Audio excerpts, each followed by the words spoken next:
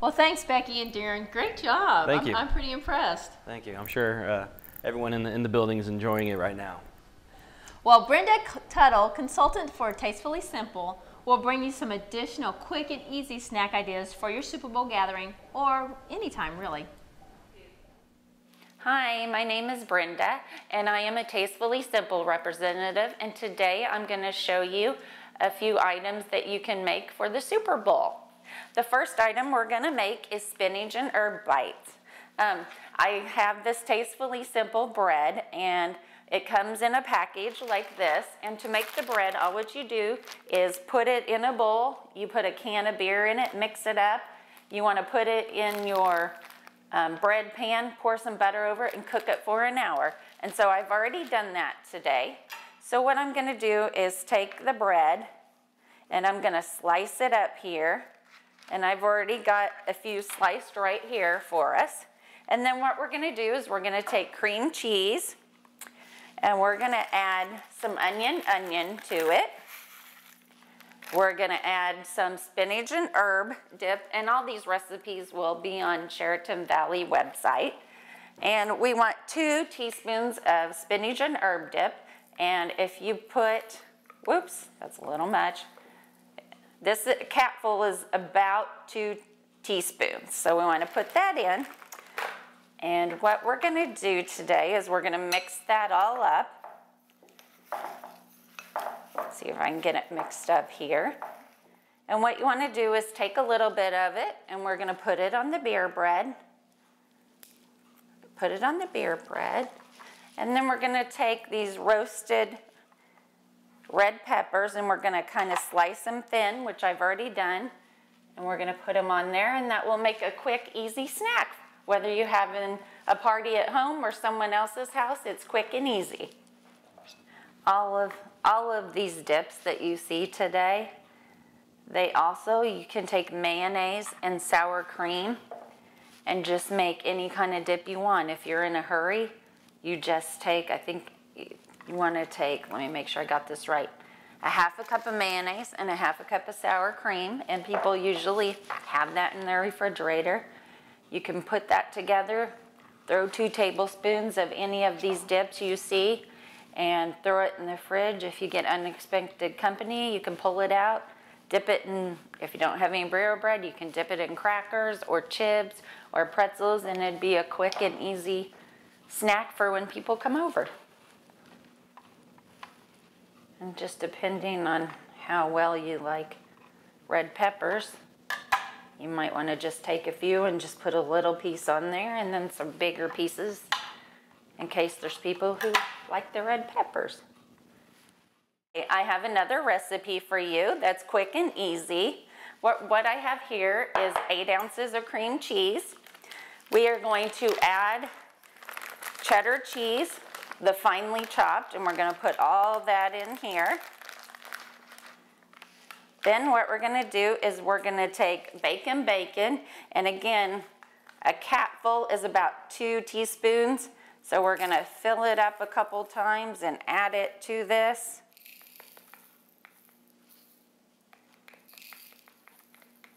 Because we want to add about 4. We're going to put that in there. And we're going to get this mixed up here. And anything with bacon on it, of course, is good.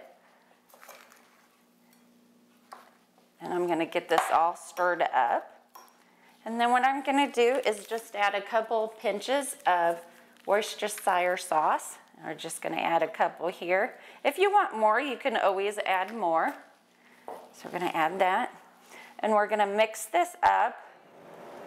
Okay, now that I have this made, I'm going to take this and roll it into a ball.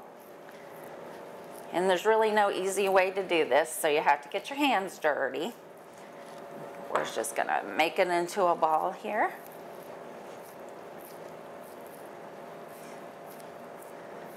Make sure I got it all. I don't want to waste any of it. And then we're just going to put it on this plate here, and like I said before, crackers or pretzels. We have an easy cheese ball. Our final recipe today is Fiesta Party Dip Rolls. And again, it's cream cheese, so we want to soften the cream cheese. What we're going to do is we're going to add a can of refried beans. Let's see if I can get the refried beans to come out here. We're going to mix that up, and then we're going to add about a teaspoon of Fiesta Party mix. Now, if you like things spicy, you could add another one, but I'm kind of a mild person. So I'm just going to add a little capful there. And then I'm going to add the cheese. If you like lots of cheese, add it all. If you want to kind of cut back on the cheese, you can. So what I'm going to do is mix all this up here.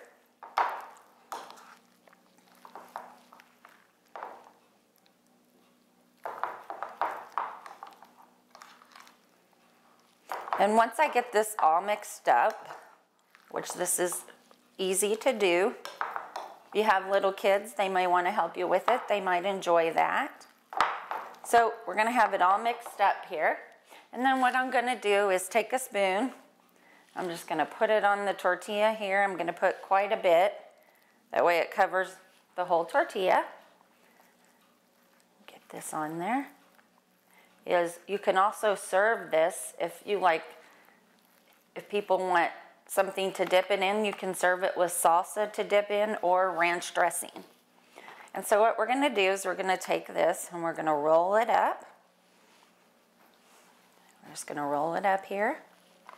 And we're going to take a knife and we're just going to cut it. If you want it big, you can cut them big. If you want them small, you can cut them small. And then it'll be a little wrap. And I got these cute little football toothpicks.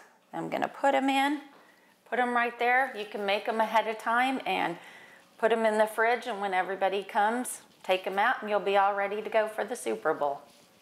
I hope you enjoyed the recipes today. I hope your Super Bowl party is a success. And go Patriots. Thanks, Brenda. Well, whether you help to solve a community problem or help to advance a worthy cause, volunteering offers many benefits. The gift of your time and expertise can help you make a real difference in someone's life. Jean Jones with AARP, along with her guest, Lydia McClellan, Macon County R1 Adult Education Coordinator, joins us with another segment of Volunteering in the Valley. We're back again with more Volunteering in the Valley. We hope you're all ready for Super Bowl, but we'll talk more about Super Bowl a little later on. One of the special features this time is Linda Ellis, who is interviewing some of the volunteers that appear by magic every third Tuesday at the food pantry to help take part in the monthly distribution to families who have a food need in their household. We have volunteers sorting the Share the Harvest venison. This is Dwayne Snyder. He'll tell you what they're doing. Well, I'm not sure just what we are doing, but basically we're reboxing Share the Harvest venison that was donated by hunters all over the state of Missouri. We get about 6,000 to 7,000 pounds a year of donated venison, and we distribute that as long as it lasts on a monthly basis every third Tuesday. I enjoy helping people, and I'm retired, and it gets me out of the house, and it's something to do on a cold winter's day. So that's what I know. I enjoy helping people. I enjoy the people I work with. This year we've had lots and lots of apples. We've been blessed to have so many great apple crop, and we're having a lot of apples donated to us. We have people here today sorting them and sacking them. Judy Hadley is one of our volunteers, regular volunteers, and she's going to tell you why she volunteers here for Macon County Ministries. This is something that I've always wanted to do, even when I was working, and I thought when I retire I am going to do this. And sometimes I have to miss because I'm out with my family, but I really enjoy doing this, and I think I get more of a reward out of working here than the people that we serve, and I love every one of the people that we serve. We got lots of apples, so come get the apples. Well, I just think it's a good thing to give back to the community, and there's a real need.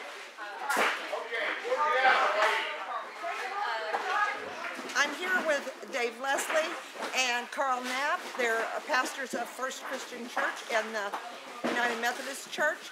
And I'll let them tell you how they support us and how they send their congregation to support us. Dr. Dave, I'll let you talk first. All right. At First Christian, we are privileged to be able to help in this ministry. A lot of great people here from all the churches and the community, and we're glad to be a part of it. We have people who come every time there's a need, and that makes us really proud. But most of all, we're thankful for the privilege, and we're glad for the blessing we have to share with this community. And Pastor Carl. Excellent. We too at the United Methodist Church are excited about what Macon County Ministries is doing and being a part of it throughout this coming year. We were able to dedicate our Christmas Eve offering to the ministry, and we're thrilled to be able to put that towards the ministry and everything that's going on. We got several people working today, and we'll continue to support throughout the year. We thank you and all the other churches that help us. This is Sharon Hackman. She's my right-hand gal, and she's going to take over for me while I have my knee surgery. She'll be the boss. And this is Libby Schrader, one of my good friends, and she comes every month and helps me. Libby, you want to tell them why you volunteer here? Yes, because I enjoy helping the other people and seeing them come through, and there's a lot of them that really appreciate it, even if I make a mistake and tell them Happy Easter on Valentine's Day. Okay, thank you, Libby. This is Jeannie Arnett and Donald Noyes. Donald's one of my oldest volunteers, and I call him Dad because my dad's gone. So I just took over, and he's my dad now. They have 4 generations who work at our food pantry every month. Donald was a great role model. He's worked at food pantries for how long? 50, 60 years? 70? 50. About 50 years. A long time. And he is here every time we need him. And a great help. And I really appreciate him. And I'm sure that you'll enjoy watching that, and hopefully it will inspire some of you to go out there and give a little time, because it's a really wonderful program, and it generally serves between 300 and 600 households a month. So it is a huge project and requires lots of man hours to make it happen. Our guest today is Lydia McClellan. We'll do that again. Lydia McClellan, who is the Macon County R1 Adult Education Coordinator. That is correct. Thanks for having me. And she's here today to talk to us not just about adult education, but especially about the GED programs at the Literacy Center and the need that you have at times for tutors for your GED students. They may have one area where they're having a little trouble, need somebody to spend some time with them to just get them ready for that portion of the test. Yes, in our community we serve about 150 students a year that are wanting to earn their high school equivalencies, formerly known as the GED, and we kind of have a one-room schoolhouse. So students come in at all different levels. We may have somebody that's ready to go and take their high school equivalency test in maybe a month, and we might have somebody that's going to need to be with us for 6 months to a year. And because our students are at all different levels, the lower level ones could definitely use a tutor and some one-on-one attention. So if you are interested in volunteering, that is what you could do for us at the Literacy Center to help students that are wanting to earn their high school equivalencies. Many, many years ago, I was involved in a program at the Literacy Center, which was tutoring for middle school students. And at that time, I had to attend some classes and pass a qualification to be a tutor. Do you still have a special qualification or class? We do not.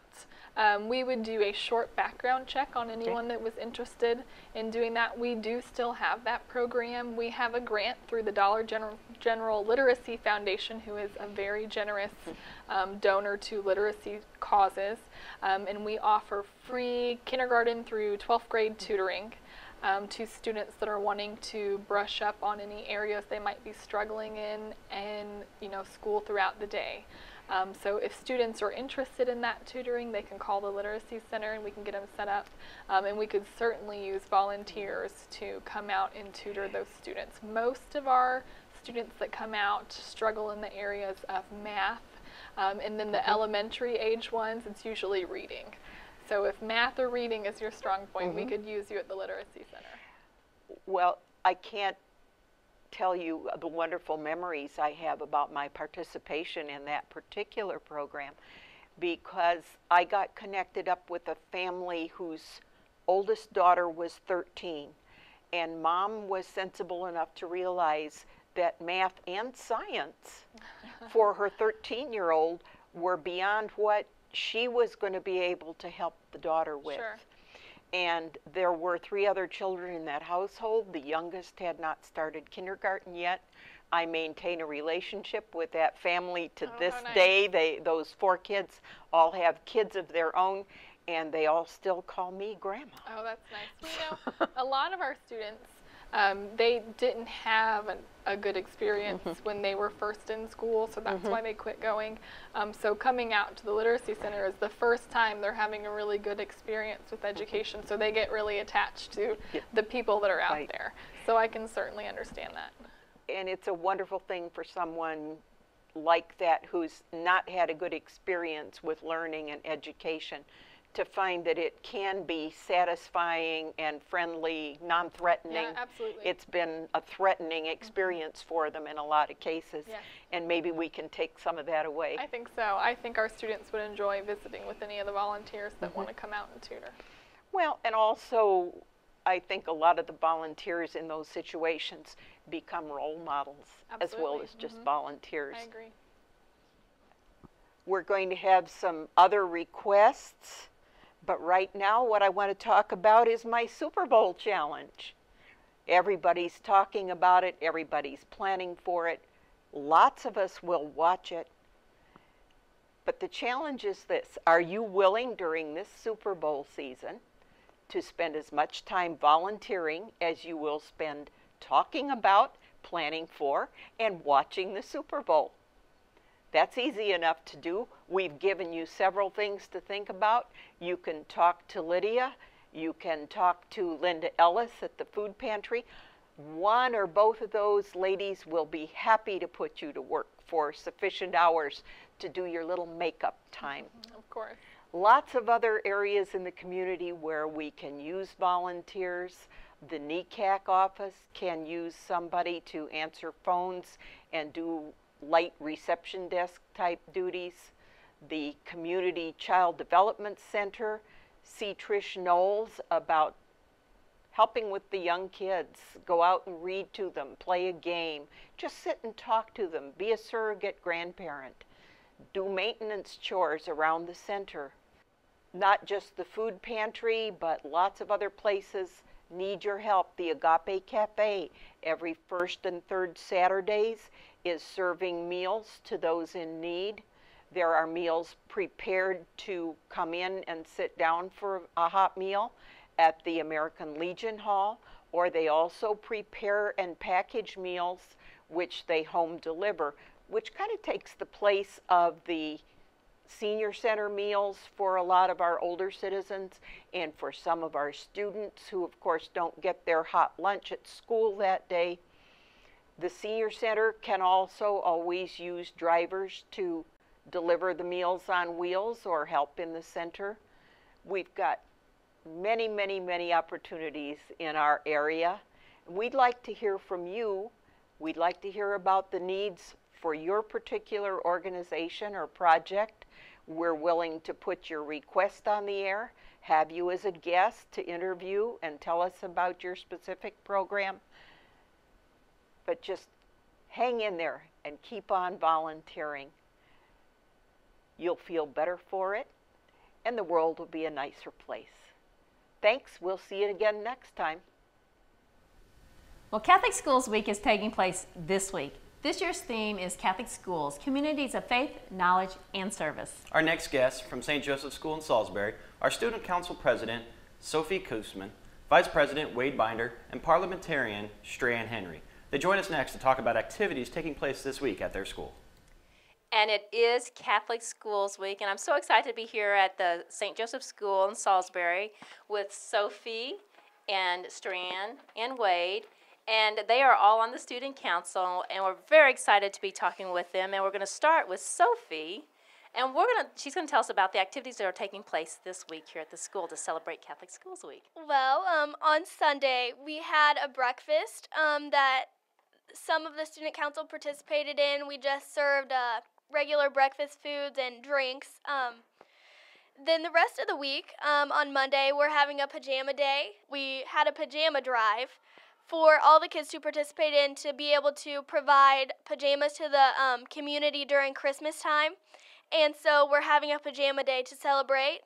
Then on Tuesday, we are having a prayer service. The student council is leading that. And then we're serving donuts and hot chocolate, which is definitely my favorite part. Wednesday, we're having an all-school mass, and then students are able to dress up, and then their parents can come and have lunch with them.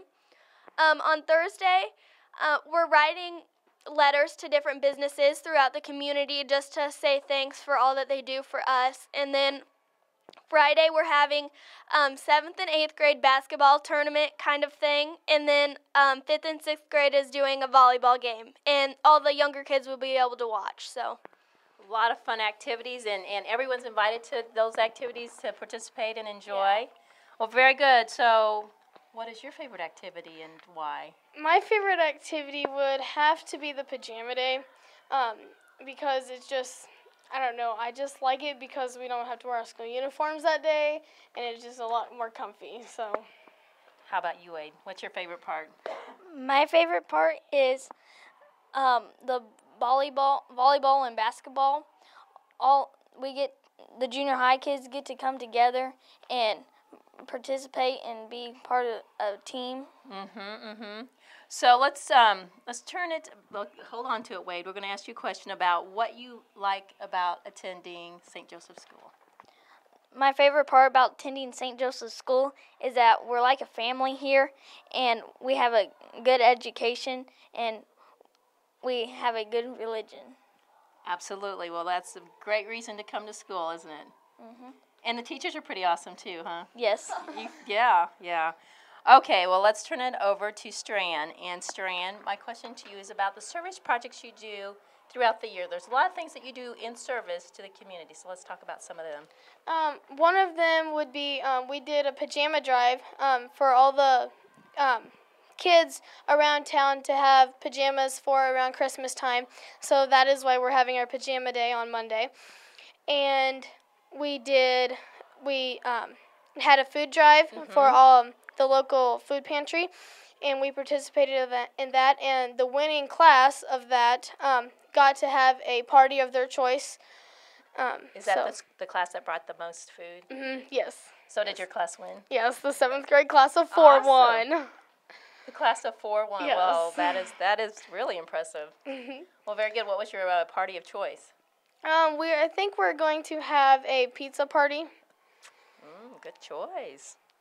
So talk about, you also worked at the food pantry? Yes, we work at the food pantry in Columbia before we go on our field trip. That day we will go to the food pantry, and we will just help out with anything with the food that they are doing that day, and then after that we will go have lunch and then go on our field trip. Oh, that sounds wonderful. And let's talk about a salad bar. Earlier in the year, we collected money through fundraisers to have a salad bar for the kids and teachers. So that way, if the kids didn't care for that lunch that they were having that day, they could have a salad instead. Well, that is very, very exciting. A lot of great things happening here at St. Joe. And Sophie, as president, let's talk with you a little bit more about how you feel about coming to school here. Have you been here all through your elementary age? Well, I came here in 3rd grade, and after seeing the student council start up when I first came, I knew that I wanted to be a part of it sometime. So it's really good to be able to do this and show younger kids that they can be a part of it too. Well, you all are very active, and it's quite impressive, and I do appreciate you sharing this with us, and hope you enjoy your week this week. Thank you. You're welcome.